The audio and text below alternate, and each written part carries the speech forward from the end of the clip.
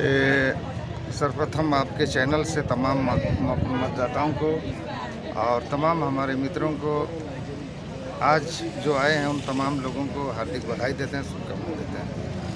देखिए, मुद्दाएं अनेकों हैं, सैकड़ों हैं, हज़ारों हैं और हम सिर्फ और सिर्फ आदिवासियों के लिए और मूलवासियों के संवैधानिक हक और हुकूक के लिए, जिन्हें आज तक झारखंड बनने के बाद और झारखंड बनने से पहले देश के तमाम राष्ट्रीय पार्टियों ने, क्षेत्रीय पार्टियों ने आदिवासीत्व को सिर्फ आदिवासी कार्ड बनाकर रखा। किसी ने भी ईमानदारी से आदिवासियों के और मूलवासियों के जल, जंगल, ज़मीन को सिर्फ एक नारा बनाकर रखा है, लेकिन आज तक किसी ने आदिवासियों के आज के वर्तमान दशा और दिशा के बारे में गंभीर नहीं हुआ है। यही वजह है कि आज़ादी से पहले से जो परिस्थितियाँ आदिवासियों की थी, मूलवासियों की थी, आज भी जल, जंगल, ज़मीन में, खेत खलिहानों में आदिवासी की दशा वही है। और हम इसीलिए कई राजनीतिक दलों को देखा, राजनीतिक दल में भी रहा और बतौर स्वतंत्र प्रत्याशी हम खूंटी लोकसभा से चुनाव लड़ने का निर्णय लिए हैं कि आज तक जो आदिवासीत्व पर या यहाँ के मिनरल्स पर, यहाँ के एजुकेशन के लिए, यहाँ के एक्साइज पॉलिसी, एग्रीकल्चर पॉलिसी पर किसी ने ठोस और पारंपरिक पॉलिसी नहीं बनाई, जिसके कारण ये राज्य सांस्कृतिक रूप से, भाषाई रूप से, आर्थिक रूप से और सभी दृष्टिकोण से आज ये क्षेत्र पिछड़ा हुआ है। आज हमारे कितने बच्चे IAS IPS बन पाए हैं, क्योंकि यहाँ शुरू से ही वैसी ही एजुकेशन पॉलिसी बनाई गई कि हमारे बच्चे मजदूर ही हुए। आज कई तरह के आदिवासी डेवलपमेंट के लिए पॉलिसियाँ बनती है।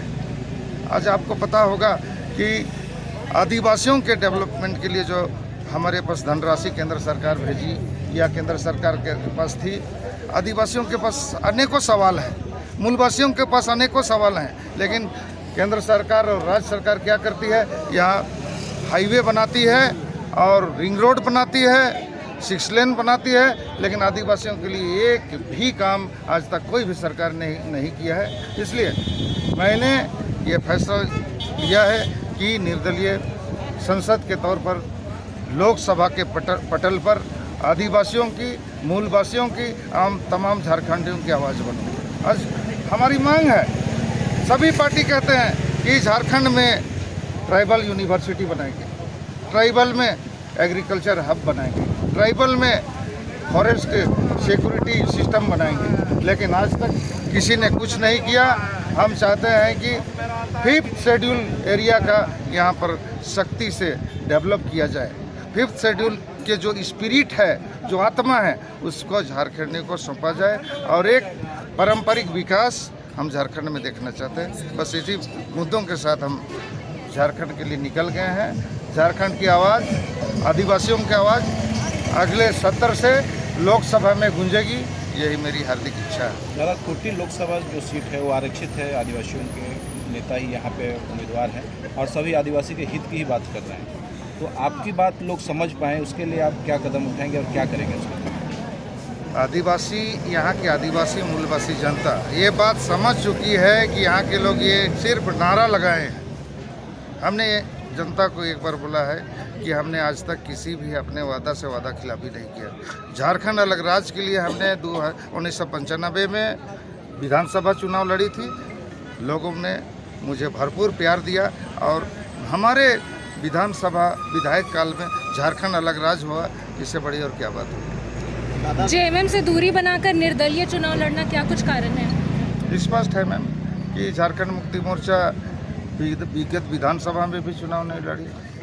दादा, खूंटी लोकसभा में आए दिन देखा जाता है कि रोजगार के लिए पलायन हो रही है सबसे ज़्यादा, तो इस पर आपका क्या? बस यही जवाब है कि यहाँ कुछ हुआ ही नहीं। आपका सवाल ही मेरा जवाब है कि यहाँ कुछ हुआ ही नहीं आज तक, जिसके कारण पलायन सर आँखों पर है, बाढ़ की तरह पलायन होता है।